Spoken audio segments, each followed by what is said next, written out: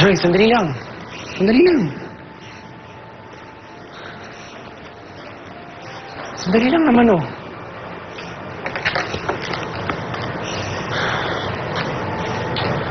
Single mama ang ate ko. Tinakasan din ng boyfriend. Kagaya ni May, tinago rin niya sa aming pamilya niya. Nung muntik na malaglag yung bata, tsaka nung muntik na malagay sa panganib ang buhay niya, yun palang namin nalaman. Kaya ganito ako concerned kay May. Naawa ako sa kanya. Pero hanggang doon na lang yun. Bakit hindi mo sinabi sa akin?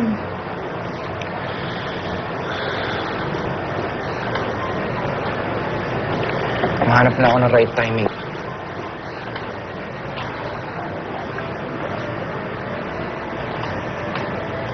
Galit ka pa rin ba? Talaga.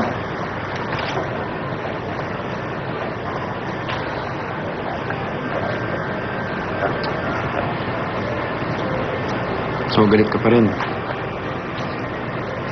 Ako lang ba yung love mo? Hindi isa ka lang dito. Galit ka pa rin?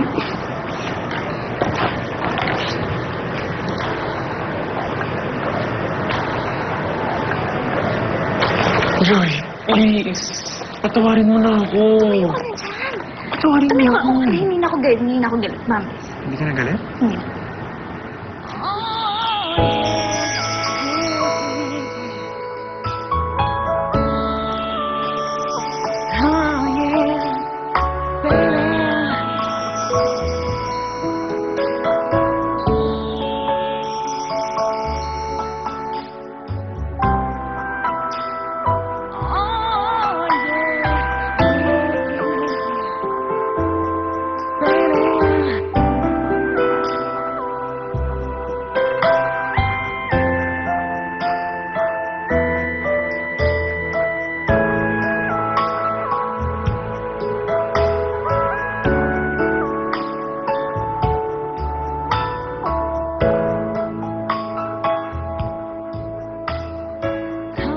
Gumagalaw na yung baby mo.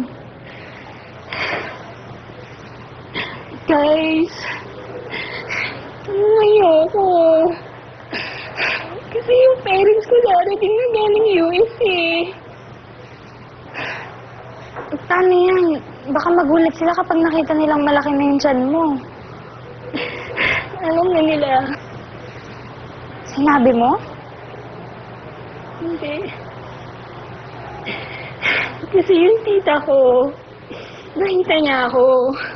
So yun, sinumbong niya ako sa parents ko. Miss, natatakot ako eh. Sigurado ako magagalit sila sa akin. Oo nga, magagalit sila sa'yo. Pero sa una lang yun. Mas ibabaw yung concern nila kaysa galit. Sana nga. Sobrang nahihiya ako sa nangyari sa akin eh. Alam niyo yun, pagod na pagod sila kakatrabaho sa abroad. Tapos ganito lang yung mangyayari sa akin. Tapos yung visit na lalaki yung tinakbuhan pa ako.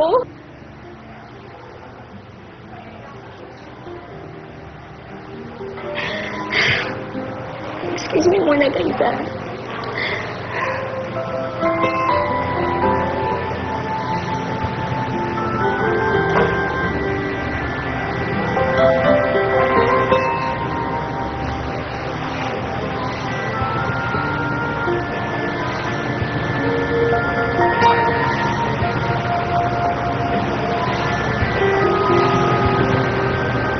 Si Carl?